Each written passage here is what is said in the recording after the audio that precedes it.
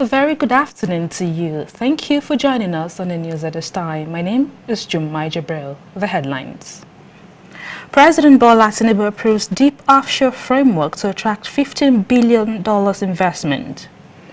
Kuje Area Council flags of anti-rabies campaign, free vaccination. Police confirm death of 10 officers in Kebbi bandit attack. And on business, Central Bank of Nigeria opens regulatory sandbox application. President Bola Ahmed Tinubu has signed a deep offshore oil and gas project incentives order aimed at attracting up to $50 billion in investment into Nigeria's deep offshore sector.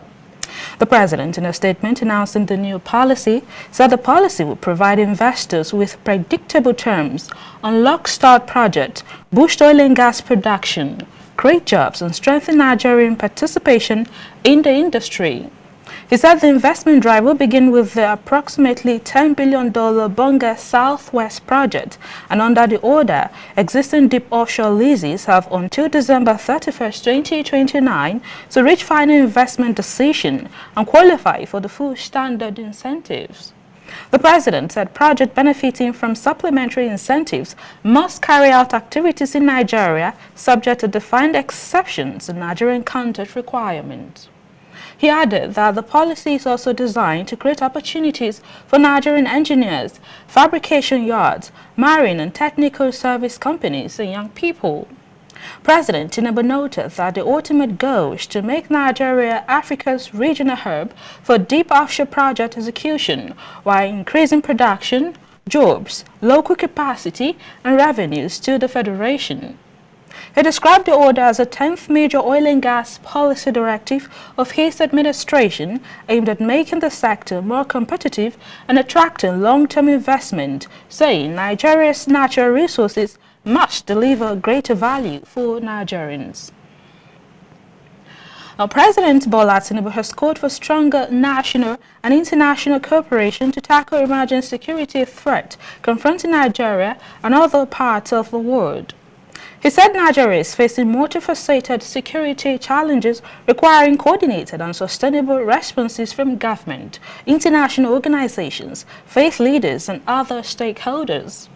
The president spoke in Abuja on Tuesday at the International Conference on Security organized by Jama'atul Izalatul Bidya Wal Iqamati Sunnah, Jibris, Nigeria, in partnership with the Muslim World League of Saudi Arabia.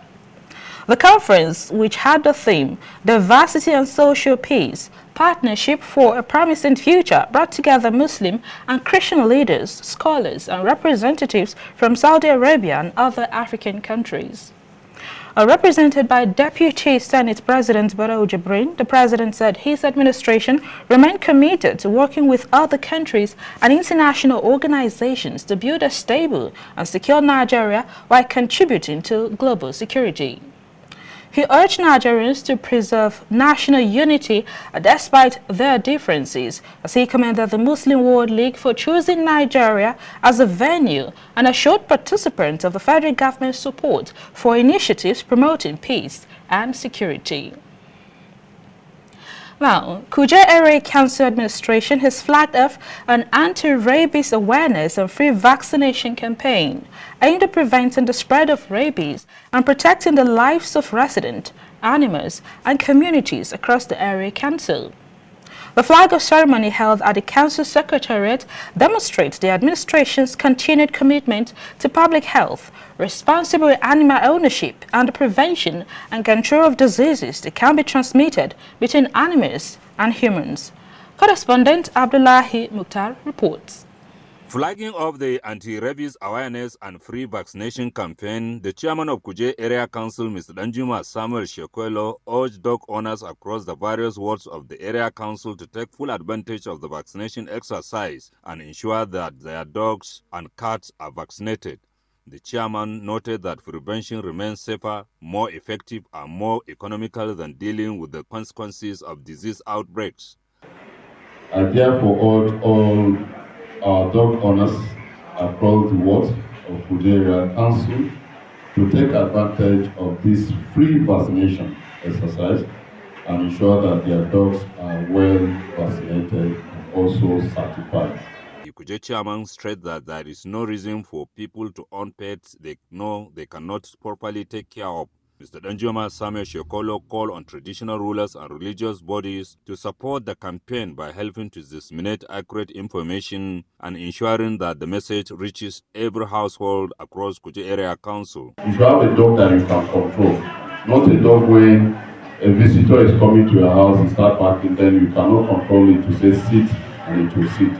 You have a dog or a cat that will be roaming around when you have visitors and you cannot control it, then it is better you don't have it. The chairperson of the National Veterinary Medical Association, FCT chapter, Assistant Commissioner of Police, Dr. Chinemeka Ijo-Erobo, in her speech, called on stakeholders to partner with the association to rid Abuja and Nigeria of rabies. Dr. Sunday Agbana said the exercise will last for 5 days and will cover as many dogs and cats as possible. Whatever it will take to stop the menace of rabies, I am in. They are giving us mandate to go 5 days, that is a week, free anti-rabies campaign. And whoever takes this vaccine and around this time from the Department of Agriculture and Veterinary Services should make sure you take it free of charge. If any staff asks you for money, please report to me and I will make the report to the appropriate quarters. The Kuje chairman commended the Department of Agriculture, Veterinary and Livestock Services, veterinary professionals and other stakeholders for their commitment and effort towards making the campaign a reality. Abdullahi Mukhtar, ASO Television News. The All Progressives Congress APC governorship candidate in Osun State, Bola Oyebamiji, has challenged the narrative being promoted by the Ademola Adeleke administration regarding the financial position it inherited from the immediate past administration of Governor Gboyega Oyetola. Now, speaking at the Arise TV town hall meeting held in Osun State, Oyebamiji fielded questions from journalists on his plans for the state and addressed several issues that have featured prominently in the campaign, particularly claims made by the incumbent administration about the state's finances and inherited liabilities. Oyebamiji maintained that the immediate past administration, led by Governor Gboyega Oyetola, left about 15 billion naira for the incoming administration, contrary to what he described as misleading claims being circulated by the Adeleke government. He urged the people of Osun State not to be swayed by what he described as political narratives designed to create the impression that the current administration inherited an empty treasury. According to APC candidates, the resources available to the present administration are significantly greater than what previous administrations had access to, particularly as a result of increased federal allocations following major economic reforms introduced by the administration of President Bola Ahmed Tinubu. He argued that despite increased financial resources available to the state, little on the ground justifies the level of funding that has accrued to the government. The national chairman of the All Progressives Congress APC, Professor Nentawe Yewatda, and the Sultan of Sokoto, His Eminence Muhammad Saad Abubakar, has called on all religious faithful in Nigeria, irrespective of their belief, to come together in unity and promote inter-religious harmony and peaceful coexistence to achieve a greater Nigeria.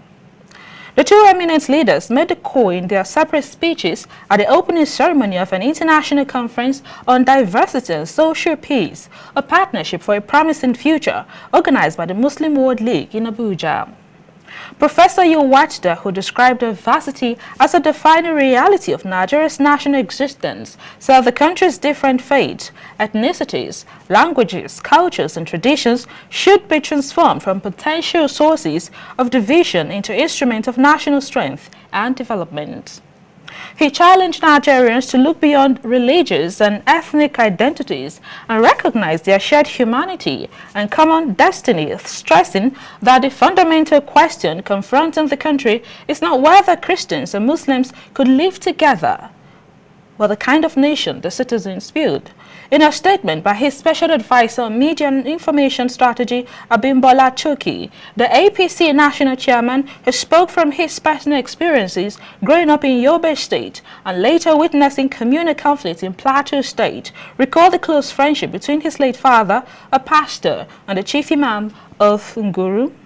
According to him, the relationship between the two religious leaders demonstrated that religious differences should never become barriers to friendship, mutual respect, and peaceful coexistence.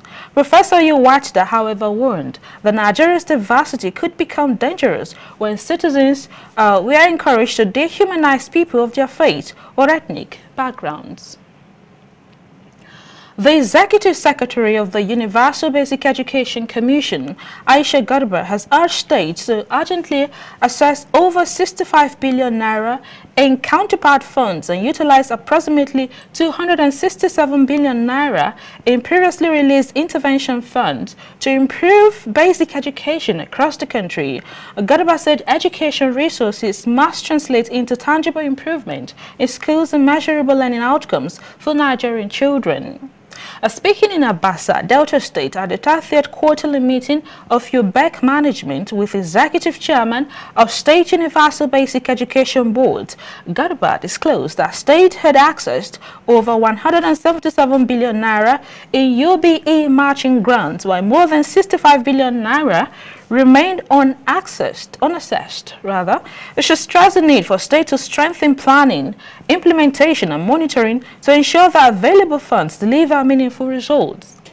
She also announced a review of UBEC's 10-year strategic roadmap, which will now cover 2026 to 2035, alongside new initiatives, including the Basic Education Action Plan Management System, whole school approach, and Hope Edu operation. She said the initiatives were designed to improve coordination, digitize planning, strengthen school infrastructure, and build the systems and capacity required for sustainable improvement in basic education. The governor of Delta State, Sharif Oboruvori, represented by the Deputy Governor, Sir Monde Oyeme, described education as the most strategic investment any nation can make, stressing that its value is ultimately measured by the quality of learning, opportunities created, and the future secured for children. He said the Delta State government had prioritized education under its MORE agenda, supported the Universal Basic Education Program, and consistently fulfilled its counterpart funding obligations. He expressed appreciation to UBEC for approving 2 additional model smart schools for Delta State, noting that the state had already provided the required land. He highlighted ongoing investment in classrooms, fencing toilet, solar power, furniture, staff quarters, smart schools and technical and vocational education, saying the interventions were aimed at creating a safer learning environment and equipping young people with the skills required for a technology-driven future. You're watching ASO Television News. You can watch us live on DSTV channel 392, also on StarTimes TV channel 127 and Free TV channel 510. We are also on the UHF banner on channel 38. Still to come, Central Bank of Nigeria opens regulatory sandbox application. Stay with us for more stories.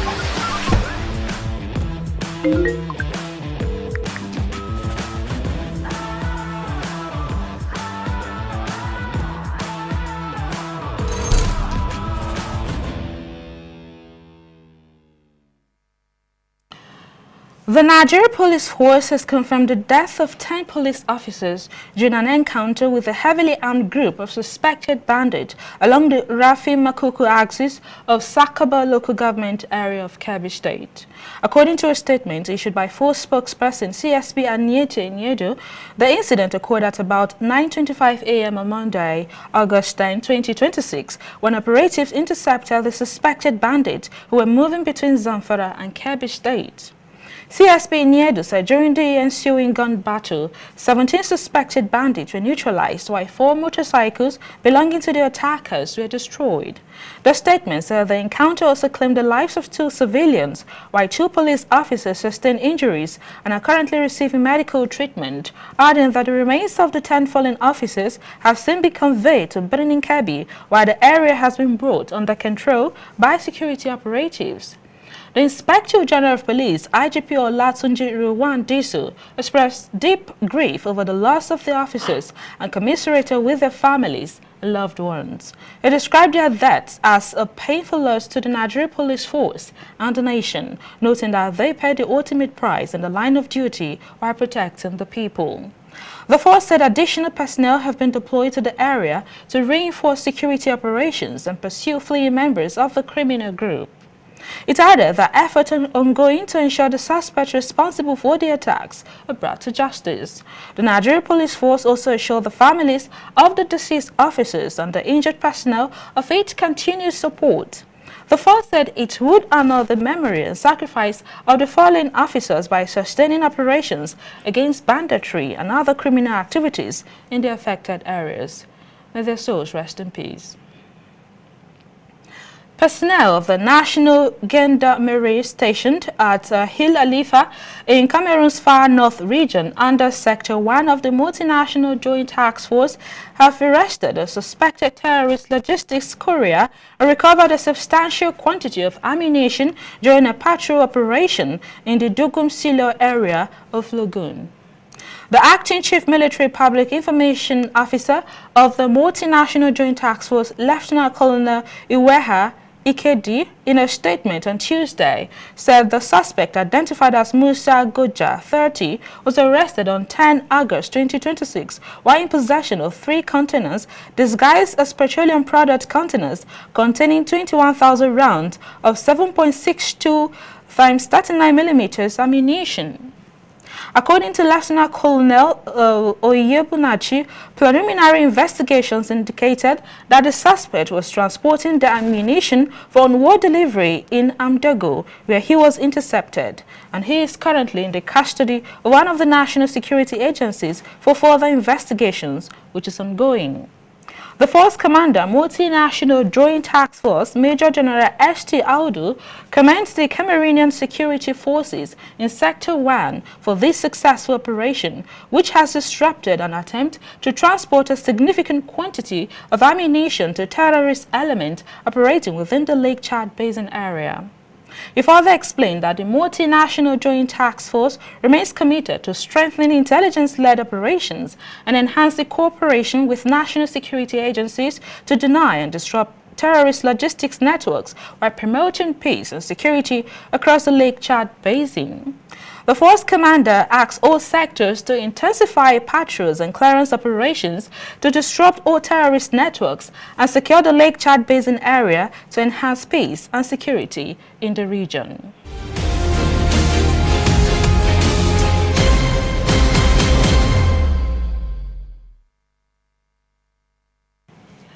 As part of plans to promoting responsible innovation in virtual asset and data-driven financial services, Central Bank of Nigeria (CBN) has opened applications for the second cohort of its regulatory sandbox program while introducing a new dual-track structure.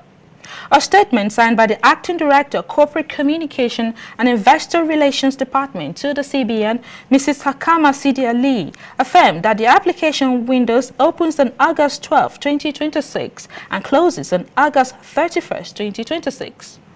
The CBN disclosed that the second cohort will operate on the 2 dedicated tracks of the Virtual Asset Service Provider track and the Data-Enabled Financial Services track. Commenting on the program, the CBN Director of Payment System Policy Department, Mr. Musa Jimo, highlights that the financial innovation aims to transforming the way individuals and businesses access and use financial services. Mr. Jimo points out the CBN regulatory sandbox powered by technology in partnership with MTech provides a structured and collaborative platform for innovators and regulators to test promising solutions responsibly while maintaining safeguards for consumers and the financial system. The CBN further urged eligible organizations with innovations within the program's scope to apply, reiterating the applications would be evaluated based on the level of innovation, readiness for controlled live testing, and potential consumer. The Federal Competition and Consumer Protection Commission, FCCPC, has charged bakers, manufacturers, operators and production process right labeling, urging them to examine their product to determine if it meets government standards. Tunji Bello, the Chief Executive Officer, FCCPC, gave the charge on Tuesday in Lagos at the Stakeholder Engagement Forum with bakery and confectionery operators organized by the FCCPC Southwest Zonal Office with the theme, Building Consumer Trust Through Quality and Safety, a regulatory mandate for industry operators. Speaking at the event with the theme, Building Consumer Trust Through Quality and Safety, a regulatory mandate for industry operators, urged every operator to examine their product, especially in 5 areas, reviewing ingredient and input and production process. Represented by the Southwest Zonal Coordinator of FCCPC, Dr. Olubumi Oti, stressed that consumer trust is not built by advertising alone, but also earned through the way a business conducts itself. It added that consumers develop confidence when the product inside the package corresponds with what is stated on it.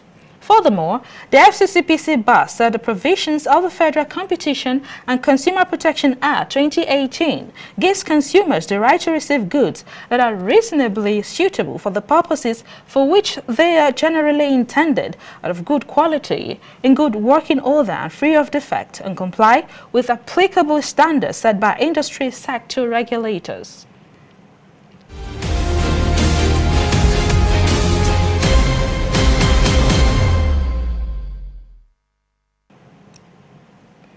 And our former Super Eagles captain Joseph Yobo has performed the ceremonial kickoff to officially declare the 2026 Chairman's Cup of Kwali Area Council open, marking a historic moment for grassroots football development in the area council. The opening ceremony was hosted by the chairman of Kwali Area Council, Mr. Nuhu Daniel Kwali, alongside the chairman of the 6 area councils of the Federal Capital Territory. Correspondent Abdullahi Mukhtar reports. Speaking at the event, Mr. Nuhu Daniel Kwali highlighted the significant progress recorded in sport development within the few months since his administration assumed office. He noted that his administration had demonstrated its commitment to strengthen grassroots football through strategic support, adequate funding, and investment in young talents. I want to thank the Honorable Minister of FCT, a father, a mentor, a political gladiator of our present generation in Nigeria. A man that we are proud of, that have changed the narrative of FCT in terms of social infrastructures. The chairman further disclosed that his administration successfully sponsored Emmanuel Kayode Awolola to Armenia, describing the initiative as part of his administration's broader effort to create opportunities for younger footballers and strengthen the foundation of grassroots football in Kwali Area Council. Mr. Daniel Kwali also expressed appreciation to former Super Eagles captain Joseph Yobo for accepting his invitation to visit Kwali Area Council. We have invited you here to add your strength to us in Kwali because we have raw talent. And we believe today you will see it with your own eye that there are your younger ones who can play but can excel with your support. Thank you and may God bless you all. The immediate past chairman of Kwali Area Council and APC candidate for the Abuja South House of Representatives in the 2027 general elections, Mr. Dalladi Chia, chairman of Abaji Area Council Alhaji Abubakar Umar Abdullahi, and former Super Eagles captain Joseph Yobo also spoke at the occasion. Our captain, we said we are going to give you lockers, and we are going to see lockers today. Pick the lockers and fly them out of this country. That is our prayer for you. In less than 100 days in office, you could see the dividend of democracy that the young man is bringing to Kwali Area Council. This is just the beginning of the competition, and I'm here to look at the talents that we have here. So long as you're a Nigerian and you're from here and you can play football, believe that if you do your work, we will see you and the sky is your limit. Thank you. The Kwali 2026 Chairman's Cup is expected to provide a platform for young football talents across Kwali Area Council to showcase their abilities and compete at a higher level. Abdullahi Mukhtar, ASO Television News. Interesting report there. Well done, Abdullahi Mukhtar.